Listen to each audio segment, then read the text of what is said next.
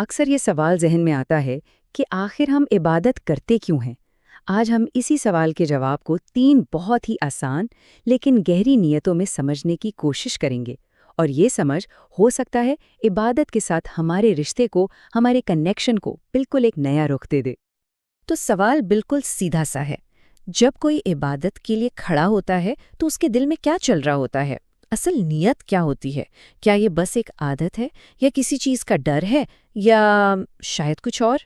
چلیں اسی کو ایکسپلور کرتے ہیں۔ دیکھیں، عبادت کے پیچھے جو انٹینشنز ہیں نا، ان کو موٹے طور پر 3 لیولز یا 3 قسموں میں بانٹا جا سکتا ہے۔ ہم ایک ایک کر کے ان تینوں کو دیکھیں گے، اور ہاں، ہر لیول کو سمجھنے کے لیے ایک بہت ہی آسان سی مثال کا سہارا لیں گے تاکہ یہ پوری بات بالکل صاف ہو جائے۔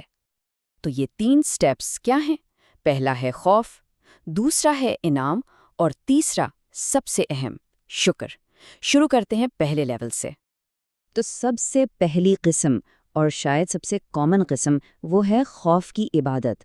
مطلب جب عبادت اس ڈر سے کی جا رہی ہو کہ اگر نہیں کی تو کوئی سزا ملے گی، کوئی برا نتیجہ نکلے گا۔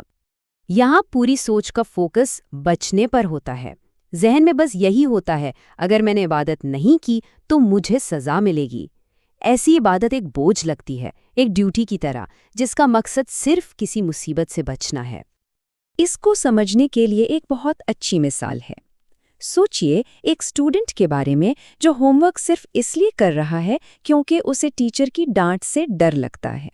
وہاں پڑھنے کا، سیکھنے کا شوق نہیں ہے، وہاں صرف سزا کا خوف ہے جو اس سے کام کروا رہا ہے۔ اوکے، تو یہ تھا پہلا لیول، خوف۔ اب اس سے آگے چلتے ہیں دوسرے لیول کی طرف۔ یہاں پر عبادت کا کنیکشن تھوڑا بدل جاتا ہے۔ یہ ایک قسم کا لین دین یا بزنس ڈیل جیسا بن جاتا ہے۔ اس لیول پر مائنڈ سیٹ ڈر سے نکل کر فائدے کی طرف آ جاتا ہے۔ سوچ یہ ہوتی ہے، اگر میں عبادت کروں گا تو بدلے میں مجھے جنت ملے گی۔ تو یہ عبادت ایک انویسٹمنٹ کی طرح ہو گئی، جس کا مقصد ایک اہم پروفٹ، ایک اہم انعام حاصل کرنا ہے۔ اس کی مثال بھی بہت زبردست ہے، بالکل ایک دکاندار کی طرح۔ وہ کہتا ہے بھائی اگر میں محنت کروں گا تو مجھے منافع ملے گا، سیدھا سا حساب۔ اب دیکھیں، یہ خوف والی عبادت سے تو بہتر ہے، لیکن یہاں بھی رشتہ انکنڈیشنل نہیں ہے، ابھی بھی کچھ پانے کے لیے ہی سب ہو رہا ہے۔ اور اب آتے ہیں تیسرے اور سب سے اونچے درجے پر۔ یہ وہ نیت ہے جسے سب سے زیادہ پیور اور سب سے خوبصورت مانا جاتا ہے، اور وہ ہے شکر کی عبادت۔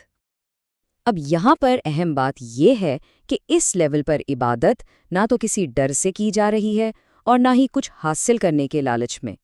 یہ تو بس دل سے نکلنے والی ایک شکر گزاری ہے، ایک تھینک یو ہے۔ سوچ یہ ہے کہ یا رب، مجھے اتنا کچھ ملا ہے، اتنی نعمتیں ہیں کہ میرا دل بس شکر سے بھر جاتا ہے، اور عبادت اسی کا ایک اظہار ہے۔ اور اس کی مثال تو دل کو چھو لیتی ہے۔ یہ بالکل ویسا ہے جیسے ایک بچہ اپنی ماں کو بس پیار میں آ کر گلے لگا لے۔ نہ اسے کوئی ڈر ہے، نہ اسے کچھ چاہیے، کوئی حساب کتاب نہیں ہے، بس محبت ہے، قدر ہے، اور شکر کا اظہار ہے۔ تو چلیے ان تینوں کو ایک ساتھ دیکھتے ہیں۔ ایک کوئک سمری: خوف کی عبادت غلاموں جیسی، انعام کی عبادت تاجروں یعنی بزنس مین جیسی، اور شکر کی عبادت آزاد لوگوں جیسی۔ یہ 3 کمپیریزن ان نیتوں کا فرق یاد رکھنے میں بہت مدد کرتے ہیں۔ اوکے، تو اب جب ہم ان تینوں لیولز کو سمجھ چکے ہیں تو ایک لمحے کے لیے رکتے ہیں اور ذرا سوچتے ہیں۔ ایک بات یاد رکھنا بہت ضروری ہے، یہ جو ہم نے 3 لیولز کی بات کی ہیں، یہ کسی کو جج کرنے کے لیے نہیں ہے، یہ صحیح یا غلط کا فیصلہ نہیں ہے۔ اس کا مقصد صرف خود کو سمجھنا ہے، اپنی نیتوں کو پہچاننا ہے، اور ان پر سوچنا ہے۔ تو آخر میں یہ سوال ہم سب اپنے آپ سے پوچھ سکتے ہیں، ہماری عبادت کے پیچھے آخر اصل نیت کیا ہوتی ہے؟